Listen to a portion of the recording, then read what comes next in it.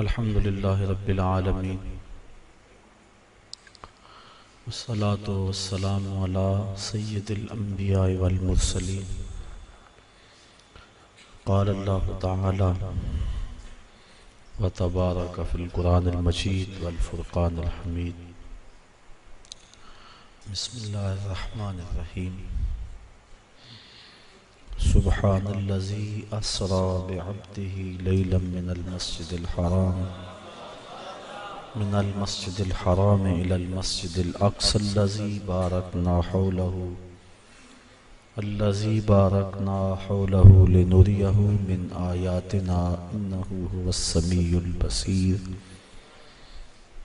صدق الله مولانا العظيم وصدق رسوله النبي الكريم الرؤوف الرحيم اللهم نور قلوبنا بالقرآن وزين أخلاقنا بالقرآن وادخلنا الجنة بالقرآن ونجنا من النار بالقرآن قال الله تعالى وتبارك في شان حبيبه مخبرا وآمرا إن الله وملائكته يصلون على النبي یا ایہا الذین آمنوا صلوا علیہ وسلموا تسلیما الصلاة والسلام علیک یا رسول اللہ وعلی آلک واصحابک الصلاة والسلام علیک یا رسول اللہ وعلی آلک واصحابک رحمۃ للعالمین۔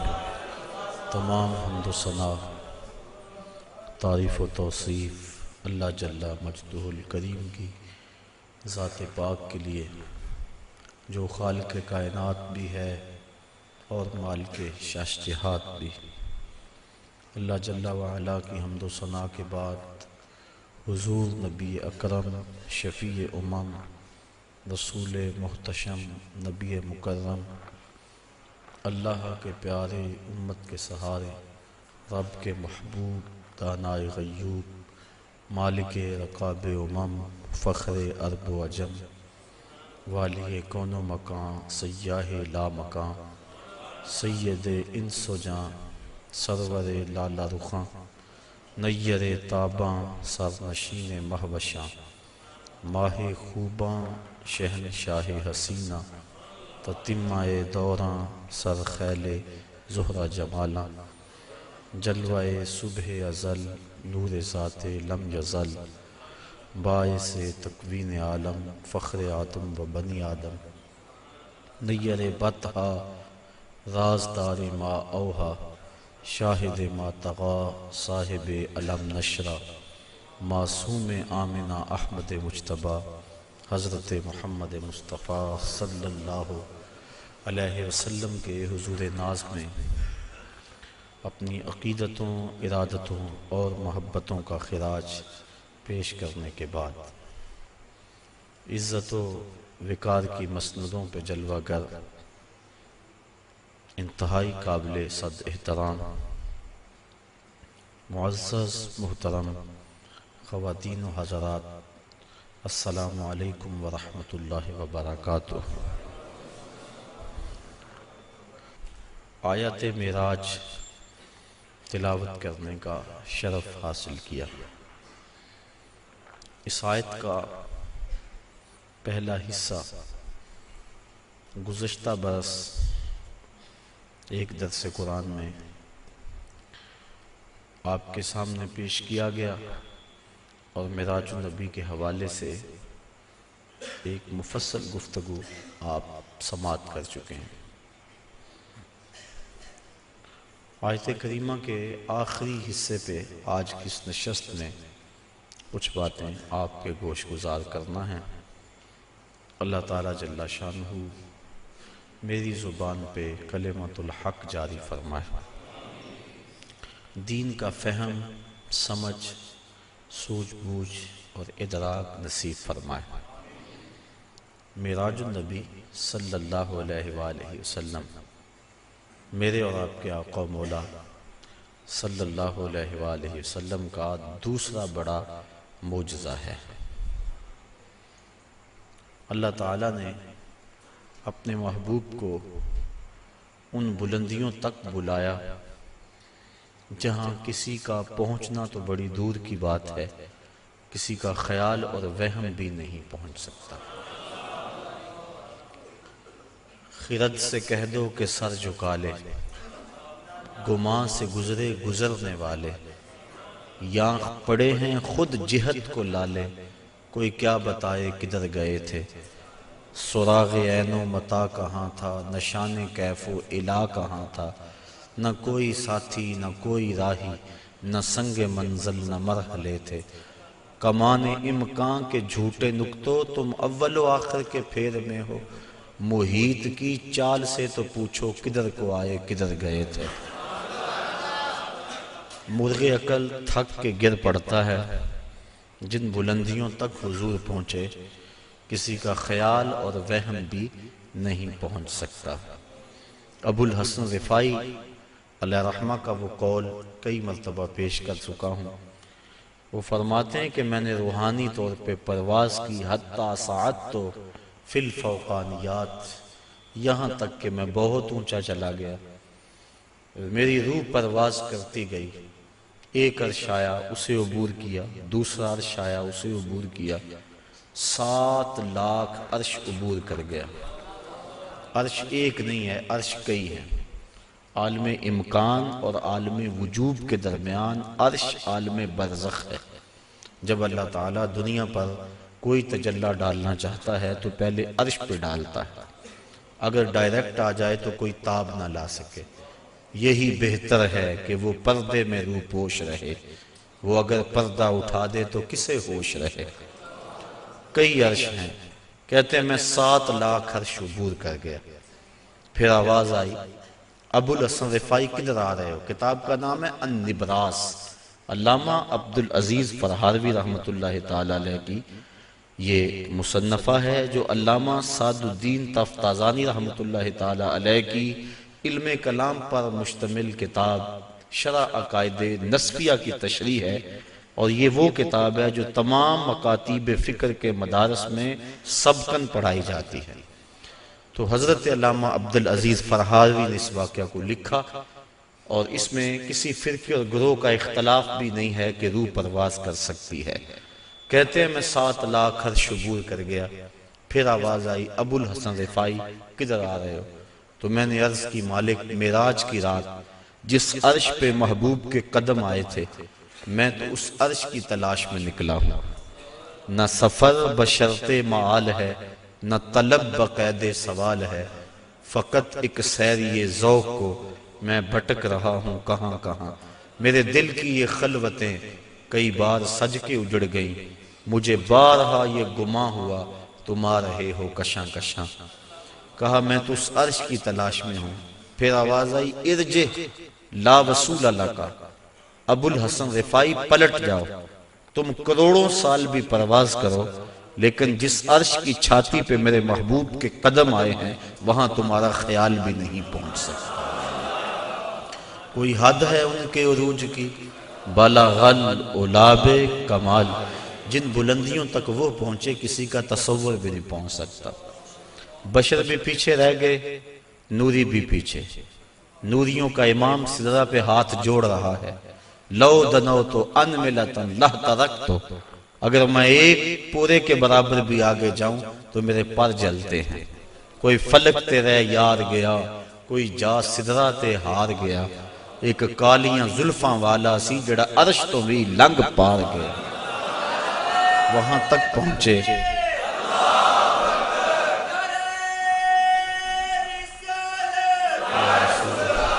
تو وہاں تک پہنچے جہاں کسی کا خیال وہم سوچ بھی نہیں پہنچ سکتے۔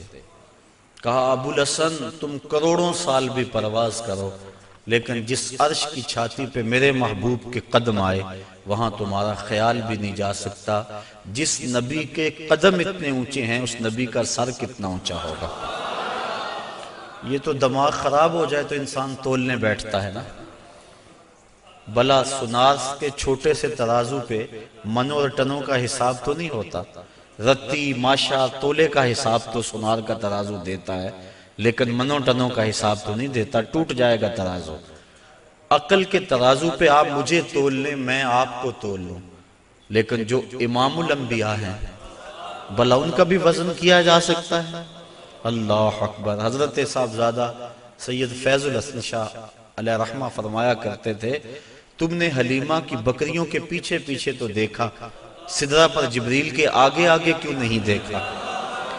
تو جبریل بھی پیچھے، سارے پیچھے، جس کے قدم اتنے اونچے ہیں اس کا سر کتنا اونچا ہے۔ اللہ اکبر۔ تو میرے اور آپ کے آقا و مولا وہاں تک گئے جہاں کسی کا خیال بھی نہیں جا سکتا۔ یہ سفر، اور یہ میری زبان سے سفر نکلا، اس کو قرآن نے ویسے سیر کہا ہے، سبحان الذی اسری بعبدہ۔ اس کو قرآن نے سفر نہیں کہا، سیر کہا۔ سفر معراج نہیں، سیر معراج۔ اور آپ جانتے ہیں کہ سفر اور سیر میں کتنا فرق ہے۔ آپ صبح سیر کرنے نکلتے ہیں تو 1 کلومیٹر کا فاصلہ 1 گھنٹے میں طے کرتے ہوں گے، راستے میں ہر منظر پہ رکتے ہوں گے، کہیں پھول کھلا ہے تو طبیعت وہی مچل گئی، رک گئے، اس کی خوشبو سونگھتے گئے اور اس کی پتیوں کا نظارہ دیکھتے رہے۔ بندہ سیر کرے تو گھنٹے لگتے ہیں، اور اگر آپ سفر کریں تو چند لمحوں میں طے کریں گے۔ یہ معراج میں اتنی جلدی گئے اور پلٹ بھی آئے، بستر بھی گرم تھا، زنجیر بھی ہل رہی تھی، پانی بھی بہہ رہا تھا، اور ہو کے آ بھی گئے۔ اتنی تیز گئے اور آئے، قرآن نے اس کو سفر نہیں کہا، کہا یہ میرے نبی کی ابھی سیر ہے۔ تو میرے نبی کی سیر اتنی تیز ہے، سفر کتنا تیز ہوگا۔ اور میرا خیال ہے اسی پر اگر ہم غور کر لیں، ہم کہتے ہیں جب امتی مشکل میں نبی کو پکارتا ہے تو نبی مدد کو پہنچتے ہیں۔ کہا جاتا ہے کیسے اتنی جلدی آ جاتے ہیں؟ تو ظاہر ہے کہ جب کوئی دکھی پکارے پھر نبی سیر کرتا تو نہیں آتا، پھر تو سفر کرتا آتا ہے۔ اور جس کی سیر اتنی تیز ہے اس کا سفر کتنا تیز ہوگا۔ تو محبوب خدا اتنے سریع رفتار ہیں، اور کہاں تک پہنچے انسان کی عقل تھک جاتی ہے، یہاں تک کسی کا خیال اور تصور بھی نہیں پہنچ سکتا۔ یہ ایک الگ مضمون ہے۔ میں نے آج گفتگو یہ کرنی ہے کہ اللہ تعالیٰ کے عجائب قدرت کی نشانیاں جس لیے اللہ نے اپنے محبوب کو بلایا تھا وہ کیا تھیں، اور اللہ نے اپنے محبوب کو کیا دکھایا۔ سب سے بڑی نشانی اور سب سے بڑی دولت جو محبوب کے دامن میں ڈالی گئی اور حضور کو عطا کی گئی وہ اپنا دیدار تھا۔ سب سے بڑی دولت جو اللہ تعالیٰ نے اپنے محبوب کو عطا فرمائی وہ اپنا دیدار تھا۔ رخ سے پردہ ہٹا دیا اور محبوب کو اپنا جلوہ دکھا دیا۔ اللہ اکبر۔ اعلیٰ حضرت امام اہل محبت امام الشاہ احمد رضا خان فاضل بریلوی علیہ رحمہ فرماتے ہیں، اور غیب بلا تم سے کیا نہاں ہو، جب خدا ہی تم سے نہ چھپا تم پہ کروڑوں درود۔ اب اس میں بھی اختلاف ہے کہ کیا دیدار الہی حضور نے معراج کی رات کیا تھا یا نہیں کیا تھا۔ بعض لوگوں کا موقف یہ ہے کہ حضور گئے تھے اور سدرۃ المنتہا کے پاس جبریل امین کو دیکھ کر آ گئے تھے، اللہ تعالیٰ کا دیدار نصیب نہیں ہوا۔ اگر یہ بات ہے تو پھر معراج موسیٰ علیہ السلام اور معراج مصطفیٰ میں فرق کیا ہوا کہ انہوں نے بھی نہ دیکھا اور یہ بھی نہ دیکھ سکے؟ اور جبریل کو اگر دیکھنے گئے تھے، جبریل تو 26,000 مرتبہ حضور کی چوکھٹ پہ آیا تھا۔ تو پھر حضور علیہ السلام وہاں گئے۔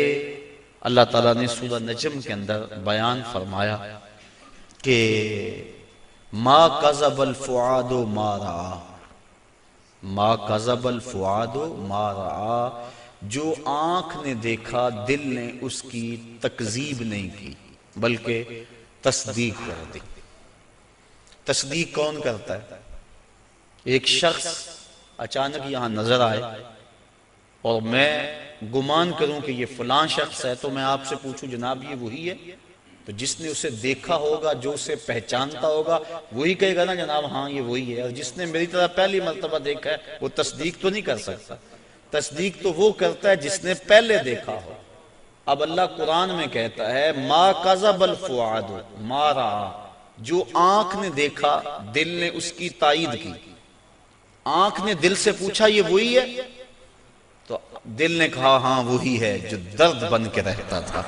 تو معلوم ہوا کہ قلب مصطفیٰ پہلے دیکھ چکا تھا، آنکھ نے آج دیکھا تھا. تو جس کو دل نے دیکھا ہو جب آنکھ اسے دیکھ لے تو اسے معراج کہتے ہیں. تو باقی رہا بات دل کے دیکھنے کا. امام عبد الوہاب شعرانی علیہ رحمہ آپ فرماتے ہیں کہ حضور علیہ السلام کو 34 مرتبہ معراج ہوا ہے. 33 مرتبہ حضور کو قلبی اور روحانی معراج ہوا ہے اور 1 مرتبہ سر کی آنکھوں سے اپنے رب کو دیکھا ہے. تو دل تو پہلے بھی جلوے پا چکا تھا، دل کو پہلے بھی انوار کی دولت ملی تھی، اور آنکھ نے آج پہلی بار دیکھا تھا. تو جو دل میں ہو جب سامنے آ جائے تو اسے معراج کہتے ہیں. تو ما کذب الفؤاد ما رأى، آنکھ نے جو دیکھا پھر دل نے اس کی تائید کر دی، تصدیق کر دی، تردید نہیں کی. اس پر علماء کی ابحاث ہیں، گفتگو ہے. حضرت امام احمد بن حنبل سے کسی نے پوچھا کیا لیلۃ المعراج کو محبوب علیہ السلام نے اپنے رب کو دیکھا؟ آپ نے فرمایا رآہ حتی انقطع نفسہ. آپ نے فرمایا ہاں دیکھا. اتنی بار یہ لفظ کہے کہ آپ کی سانس ٹوٹ گئی. کہا وہ گئے دیکھنے تھے اور دیکھ کر آئے تھے. اور اللہ تعالیٰ جل شانہ نے سورہ نجم کے اندر اس بات کو بڑی تفصیل کے ساتھ بیان فرما دیا کہ ارشاد فرمایا ما کذب الفؤاد ما رأى، جو آنکھ نے دیکھا دل نے اس کی تصدیق کی. افتمارونہ علی ما یری، تو کیا تم ان سے ان کے دیکھے ہوئے پر جھگڑتے ہو، تم بحث کرتے ہو ان کے دیکھے ہوئے پہ؟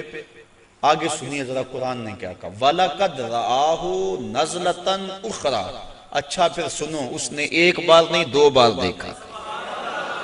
تم ان کے دیکھے پہ جھگڑتے ہو کہ دیکھا کہ نہیں دیکھا. أَفَتُمَارُونَهُ، کیا تم ان سے بحث کرتے ہو الا اس بات پر ما یرا، انہوں نے جو دیکھا.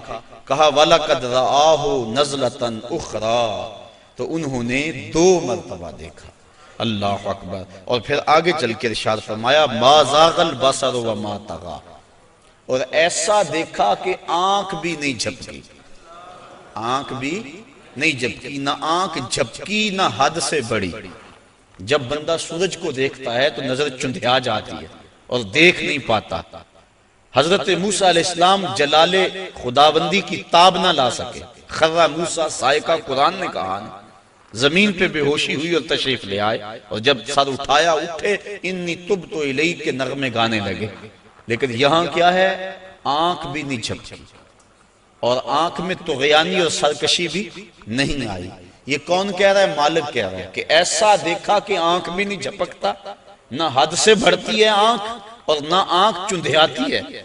دنیا پہ ضابطہ یہ ہے کہ جب کسی منظر کو کوئی ناظر دیکھے تو ناظر منظر کی تعریف کرتا ہے. گرمیوں میں آپ شمالی علاقہ جات میں نکل جاتے ہیں، وادی کیلاش میں چلے جاتے ہیں، سواد، کاغان، کتنی خوبصورت وادیاں اللہ نے پاکستان کو عطا فرمائی ہیں.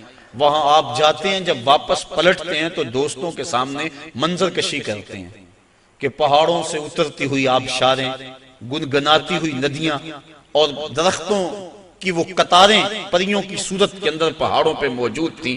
برف پوش وادیوں کا بھی تذکرہ کرتے ہیں، اٹکیلیاں کرتے ہوئے دریاؤں کے پانیوں کا تذکرہ کرتے ہیں.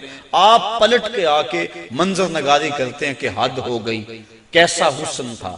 علامہ اقبال علیہ رحمہ جب ان علاقوں میں گئے، کشمیر کے علاقوں میں، تو انہوں نے آ کر کہا من خدا را آنجا دیدم بے حجاب. لوگوں میں اس کو وہاں بے حجاب دیکھ کر آیا. اللہ اکبر. تو وہ کیسا منظر ہے، بندہ دیکھتا ہے تو دیکھنے والا منظر نگاری کرتا ہے. لیکن دنیا کا ضابطہ یہاں یہی رہا ہے کہ ناظر منظر کی تعریف کرتا ہے، واہ واہ کیسا منظر تھا. نظر کہتی ہے واہ واہ کیسا منظر تھا. لیکن پہلی مرتبہ ایسا ہوا جب نگاہ مصطفیٰ نے جمال خدا کو دیکھا تو منظر پکار اٹھا ما زاغ البصر وما طغى. واہ واہ کیسی آنکھ ہے، نہ بھٹکتی ہے نہ بہکتی. اللہ اکبر. تو منظر نے پہلی مرتبہ نظر کی تعریف فرمائی. تو ایسا دیکھا کہ ایسا کسی نے نہیں دیکھا ہوگا جیسا مصطفیٰ نے دیکھا۔ اللہ تعالیٰ نے اپنے محبوب علیہ السلام کو فرمایا یا محمد انت و انا و ما سوا ذالک خلقت لاجلک، محبوب ایک تو ہے ایک میں ہوں، اور اس کے علاوہ جو کچھ ہے میں نے تیرے لیے پیدا کیا۔ تو حضور علیہ السلام نے جواباً عرض کی اللہم انت و انا و ما سوا ذالک ترکتہ لاجلک، مالک ایک تو ہے ایک میں ہوں، اور اس کے علاوہ جو کچھ تو نے میرے لیے پیدا کیا سب کچھ تیرے لیے چھوڑ آیا ہوں۔ اللہ تعالیٰ نے اپنے محبوب کو بہت کچھ دیا، جھولیاں بھر دی، ہماری عقلیں احاطہ نہیں کر سکتی۔ امام حقی لکھتے ہیں 70,000 اسرار تھے، 70,000 رموز اور 70,000 حکایتیں، بہت کچھ عطا کرنے کے بعد فرمایا محبوب یہ تو میں نے تجھے اپنی مرضی سے دیا، اب تو بتا تیری چاہت کیا ہے۔ بیما اشرفک یا احمد صلی اللہ علیہ وسلم، اس کو امام غازی نے بھی لکھا، ملا جیون تفسیرات احمدیہ میں لکھتے ہیں، باقی لوگوں نے بھی اس کو لکھا، کہا بیما اشرفک یا احمد، اے محبوب بتا تجھے کیا عطا کروں، تیری اپنی چاہت اور ڈیمانڈ کیا ہے۔ اب 1 منٹ کے لیے میں آپ کو اختیار دے دوں، مجھے اختیار دیا جائے کہ مانگو کیا مانگنا ہے، تو ہمارے سوال سے ہماری ذہنی اپروچ کی خبر ہو جائے گی، کس کی سوچ کتنی بلند ہے، کیا مانگتا ہے۔ کسی کے سوال سے اس کے اندر کی کیفیت سمجھ میں آ جاتی ہے، کسی کی عظمت کا اندازہ کرنا ہو تو اس کے سوال سے اندازہ کیا جا سکتا ہے۔ اب اللہ نے اپنے محبوب کو اختیار دیا کہ محبوب مانگ کیا مانگتا ہے۔ اب دیکھیے حضور کا انتخاب کہ حضور نے کیا مانگا۔ جب کہا بیما اشرفک، تجھے کس چیز سے نوازوں، تو عرض کی بنسبتی الیک شرفنی بالعبودیہ، اے اللہ ساری زندگی میں نے کہا کہ تو میرا رب ہے، سجدوں میں، قیام میں، رکوع میں، بدر کی وادی میں پتھر کھانے کھائے اور میں نے کہا کہ تو میرا رب ہے، مطاف میں، حتیم میں، کعبۃ اللہ میں، سین حرم میں، ہر جگہ میں نے کہا کہ تو میرا رب ہے۔ آج تو بھی تو کہہ دے کہ تو میرا بندہ ہے، بنسبتی الیک شرفنی بالعبودیہ، آج تو مجھے بندہ کہہ کے پکار دے۔ تو اللہ تعالیٰ نے اپنے محبوب علیہ السلام کو معراج کے واقعہ میں جہاں بھی پکارا عبد کہہ کے، سبحان الذی اسری بعبدہ فاوحی الی عبدہ ما اوحی، اور پھر 50 نمازوں کا تحفہ دے کر حضور علیہ السلام کو روانہ کیا۔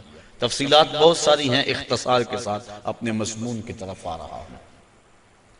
حضرت موسیٰ علیہ السلام چھٹے آسمان پہ ملے اور کہا کیا ملا، بتلایا کہ 50 نمازیں ملی ہیں اور جنابت پر 7 مرتبہ غسل کرنا ملا ہے، کسی کپڑے کو نجاست لگ جائے تو 7 بار اس کو دھونا اور اس سے وہ پاک ہو جائے گا، مجھے یہ ملا ہے۔ اللہ کی بارگاہ میں حاضر ہوا اور یہ تحائف لے کر پلٹا ہوں۔ تو حضرت موسیٰ علیہ السلام نے کہا کہ آپ کی امت اتنا بوجھ برداشت نہیں کر سکتی، چونکہ میں بنی اسرائیل کا تجربہ رکھتا ہوں، یہ 50 نمازیں نہیں پڑھیں گے۔ اللہ کی بارگاہ میں جائیں اور تخفیف کی درخواست کریں۔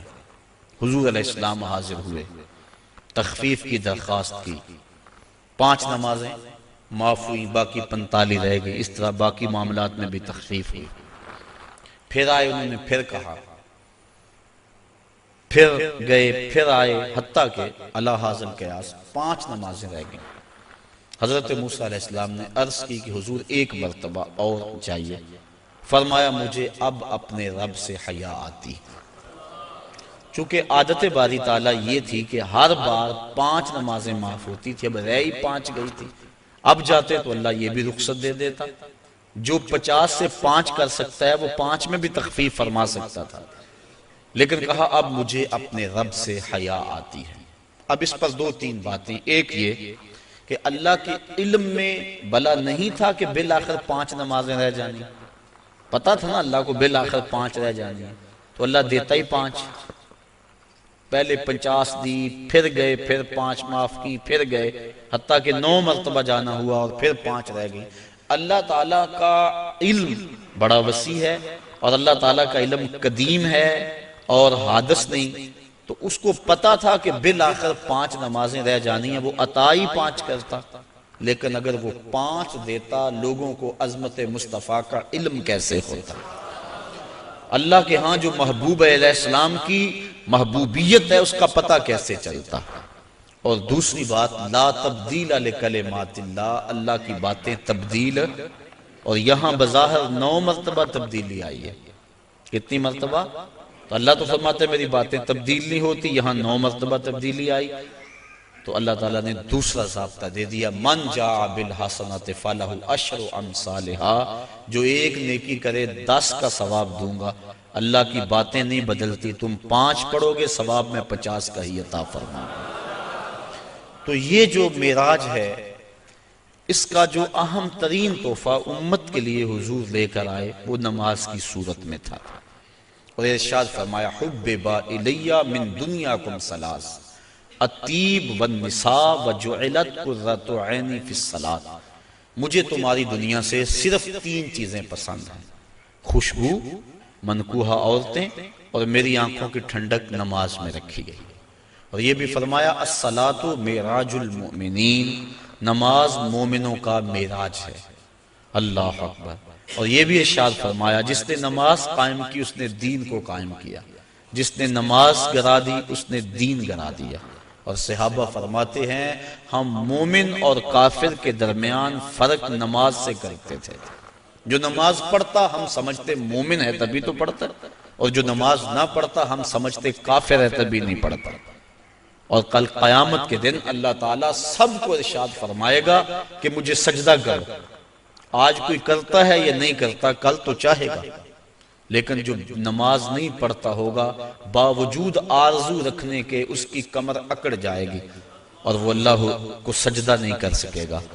اور پھر جس صف میں دشمنان خدا کھڑے ہوں گے، فرعون، حامان، ابی بن خلف، بے نمازی کو صف میں کھڑا کر دیا جائے گا۔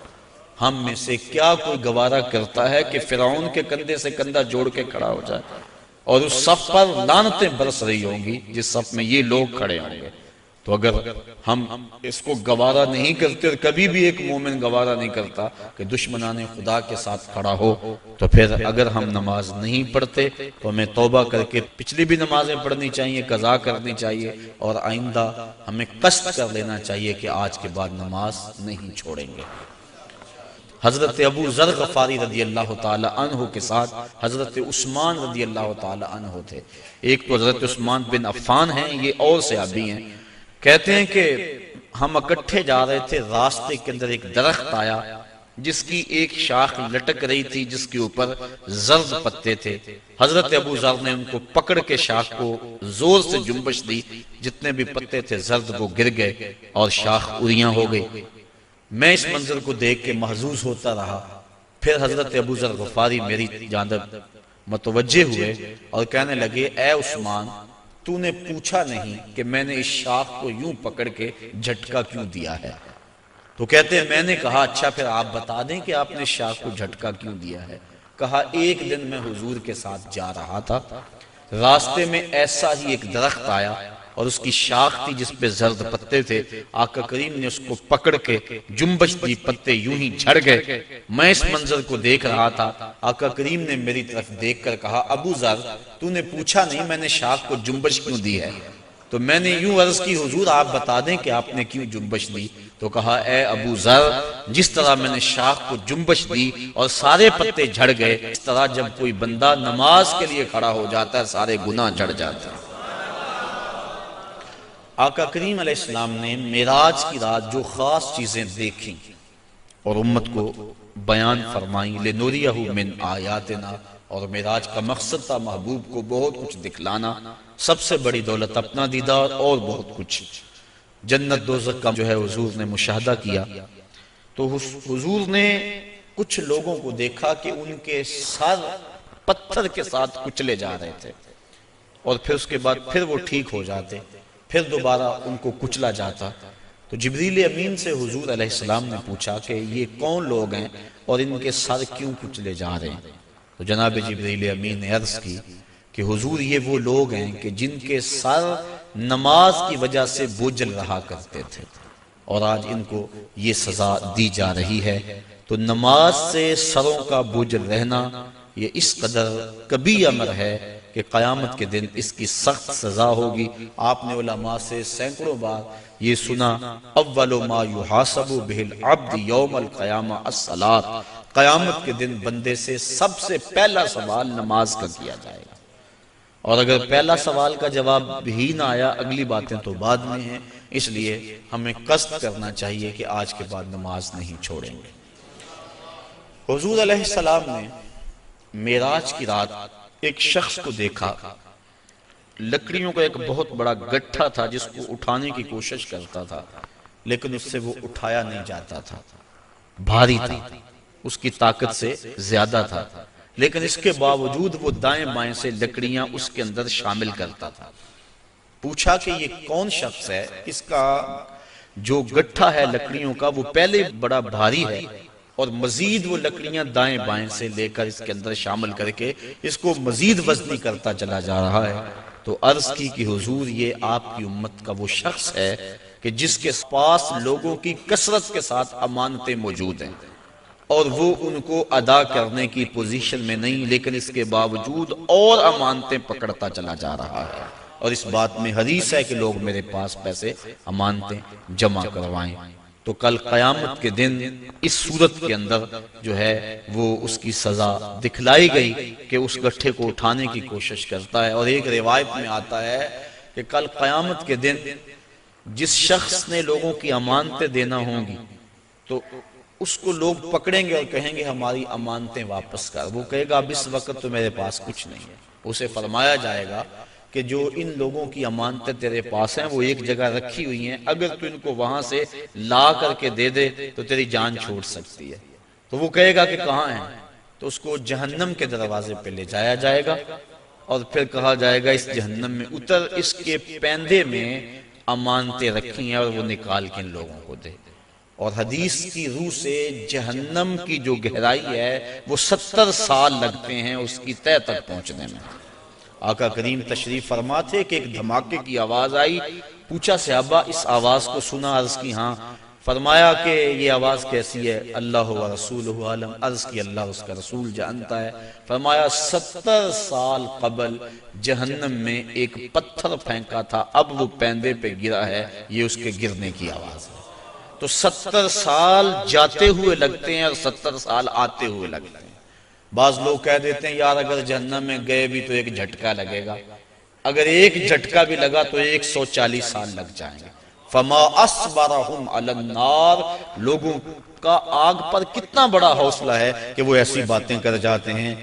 اب اس کو 70 سال جہنم کے پیندے تک اترنے میں لگیں گے، وہاں واقعی امانتیں جو لوگوں کی اس نے پکڑی ہوئی ہوں گی وہ موجود ہوں گی، ان کو پکڑ کے پھر 70 سال تک اوپر آئے گا، اور جب وہ کنارے پہ آ کے باہر نکلنے لگے گا پھر پاؤں پھسل جائے گا، اور پھر 70 سال تک لڑکتا ہوا نیچے چلا جائے گا، پھر 70 سال بعد آئے گا، اور جب اس کی دیوار کے آخر تک پہنچے گا لیکن پھر اس کا پاؤں پھسل جائے گا۔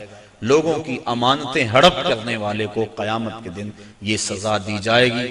میں اور آپ اتنا بوجھ اٹھائیں جتنا ہم اٹھا سکتے ہیں، اور ہمیں دیکھیں کہ ہم ہمارے ذمے جو ہے وہ کسی کا غصب کیا ہوا، کسی سے رشوت میں لیا ہوا، اور کسی کی مجبوری سے فائدہ حاصل کر کے اس سے مال لیا ہوا، اور دیوار رکھتے ہوئے ہم سائے کے 2 انچ دبائے ہوئے، ہم سب کچھ دیکھ سکتے ہیں اور اپنے مستقبل کی منصوبہ بندی کر سکتے ہیں۔ حضور علیہ السلام آگے گئے تو آقا کریم نے دیکھا کہ کچھ عورتیں ہیں کہ جو چھاتیوں کے بل لٹکائی گئی۔ فرمایا کہ یہ کون سی خواتین ہیں؟ تو عرض کی کہ حضور آپ کی امت کی یہ وہ عورتیں ہیں جو زنا کیا کرتی تھیں، اور آج ان کو یہ سزا دی جا رہی ہے۔ اس سے آگے بڑھے تو دیکھا کہ کچھ لوگوں کے سامنے خوشبودار اور چھوٹے چھوٹے ٹکڑے گوشت کے پڑے ہوئے ہیں، لیکن وہ اس کو نہیں کھا رہے۔ آگے بدبودار اور متعفن کھانا پڑا ہوا ہے، گوشت پڑا ہوا ہے، وہ اس کو کھا رہے ہیں۔ پوچھا کہ یہ کون لوگ ہیں؟ تو جبریل نے عرض کی کہ آپ کی امت کے یہ وہ لوگ ہیں کہ جن کو حلال بیویاں میسر تھی، لیکن اس کے باوجود وہ بازاری عورتوں سے اپنا منہ کالا کیا کرتے تھے۔ تو کل قیامت کے دن ان کو سخت سزا دی جائے گی۔ آگے بڑھے تو حضور علیہ السلام نے دیکھا کہ کچھ لوگ ہیں کہ جن کے پیٹ بہت بڑے ہیں اور ان کے اندر سانپ ہیں، تو وہ کھڑے ہوتے ہیں لیکن پیٹ کا بہت بڑا ہونا ان کو کھڑا نہیں ہونے دیتا، پھر گر جاتے ہیں۔ پوچھا کہ یہ کون لوگ ہیں؟ تو بتلایا گیا کہ یہ وہ لوگ ہیں جو سود کھایا کرتے تھے۔ سود کی حرمت قرآن مجید میں بڑی وضاحت کے ساتھ آئی اور فرمایا سود لینے والا، حضور نے ارشاد فرمایا سود دینے والا، سود کی رقم پہ گواہ بننے والا اور سود کی رقم کے معاملے کو لکھنے والا گناہ میں برابر کے شریک ہے۔ تو اس لیے ہمیں ان چیزوں سے بچنا چاہیے۔ ایک حدیث میں آیا، آقا کریم نے ارشاد فرمایا، حضرت علی المرتضیٰ سے روایت ہے، فرمایا 7 اشخاص ایسے ہیں جب تم انہیں قبر میں دفن کر کے آتے ہو تو ان کے رخ قبلے سے پھیر دیے جاتے ہیں، اور ساتھ فرمایا فَاذْهَبُوا وَانْبُشُوا قُبُورَهُمْ فَإِن لَّمْ تَجِدُوا هَٰكَذَا مَا قُلْتُ لَكُمْ فَهُوَ بَاطِلٌ۔ کہا جاؤ جا کے قبریں اکھیڑ کے دیکھ لو، اگر ایسا نہ پاؤ جیسا میں کہہ رہا ہوں تو آ کے کہہ دینا کہ غلط کہا تھا۔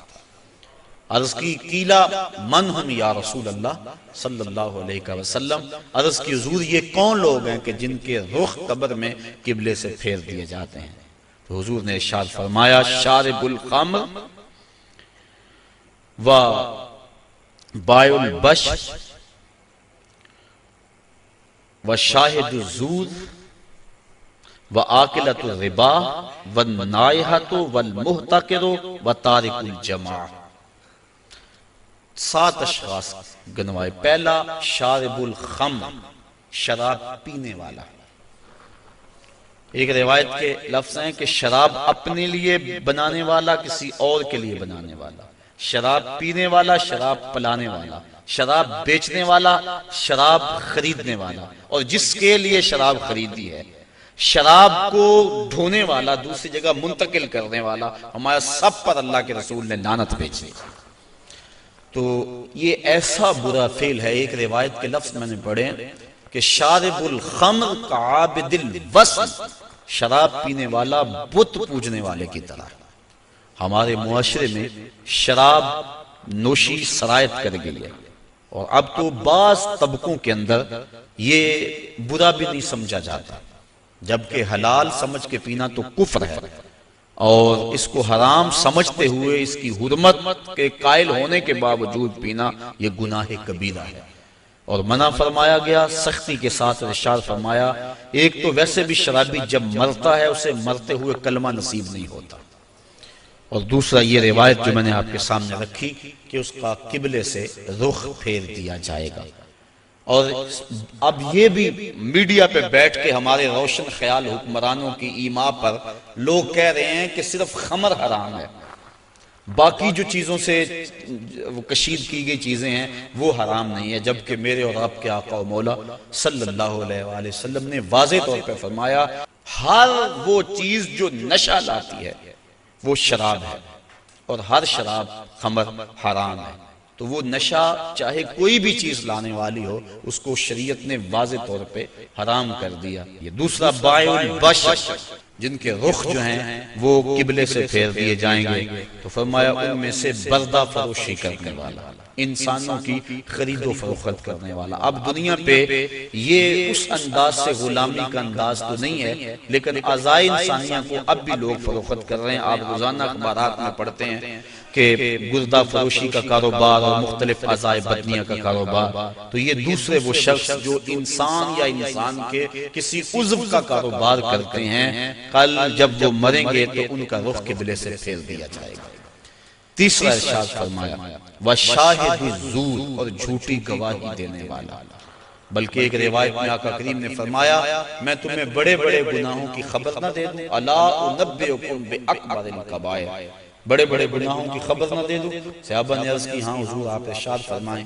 فرمایا الاشراک باللہ وعقوق الوالدین الا وقول الزور، اور ایک فرمایا وشہادت الزور۔ یہ مختلف اقوال ہیں احادیث میں، مختلف احادیث میں، تو شہادت الزور جھوٹی گواہی کو حضور علیہ السلام نے جو ہے وہ اکبر الکبائر میں شمار کیا۔ اور چوتھا فرمایا سود کھانے والے، سود لینا، سود دینا، سود لکھنا، اس کی رقم پر گواہ بننا، ان وزر میں فرمایا چاروں برابر ہیں۔ اور ایک روایت ہے صحاح کی، ارشاد فرمایا کہ سود کے گناہ کے 70 درجے ہیں اور کم سے کم درجہ اپنی ماں سے زنا کرنا ہے۔ اب میں اور آپ دیکھیں اور اپنی زندگی کی راہ کو درست کریں۔ آگے فرمایا وَالنَّائِحَاتُ، نوحہ کرنے والی عورتیں جب قبر میں جائیں گی تو ان کا رخ پھیر دیا جائے گا۔ جب کوئی شخص فوت ہو جاتا ہے تو صبر کا حکم ہے۔ آنکھوں کا غم اور دل کا غم رحمان کی طرف سے ہے، ہاتھوں کا اور زبان کا غم شیطان کی طرف سے ہے۔ فرمایا لیس منا من ضرب الخدود وشق الجیوب ودعا بدعوی الجاہلیہ، جس نے گریباں نوچے، اپنے منہ پہ تھپڑ مارے اور جہلوں جیسی باتیں کی، فرمایا ہمارے سے اس کا کوئی تعلق نہیں ہے۔ تو دل غم زدہ ہو، آنکھوں سے روئیں، اس شریعت نے منع نہیں کیا، لیکن واویلا کرنا، کوئی کہہ رہا اللہ تجھے ترس نہ آیا، کوئی کچھ بول رہا ہے معاذ اللہ، یہ کفریہ کلمات ہیں، تو فرمایا نوحے کرنے والے کل جب مریں گے تو ارشاد فرمایا کہ وہ عورت جو نوحے کرتی ہے قبر سے اس کا رخ قبلے سے پھیر دیا جائے۔ والمحتکر، اور چھٹا شخص جو ذخیرہ اندوزی کرتا ہے۔ ذخیرہ اندوزی انسان کا کھانے پینے کا سامان ہے، غلہ، اور جانوروں کا جو چارہ ہے، اس میں ذخیرہ اندوزی شریعت نے منع فرمائی ہے۔ باقی جو معاملات ہیں کاروبار آپ کے، ان میں اگر کر لیں تو وہ منع نہیں۔ اور اس میں حضور نے ارشاد فرمایا جس نے 40 دن تک ذخیرہ اندوزی کی، اللہ تعالیٰ اسے 40,000 سال جہنم کی آگ میں جلائے گا۔ آخری فرمایا وَتَارِكُ الْجَمَاعَةِ، اور جو جماعت کو چھوڑنے والا ہے، نماز تو پڑھتا ہے لیکن جماعت سے نہیں پڑھتا۔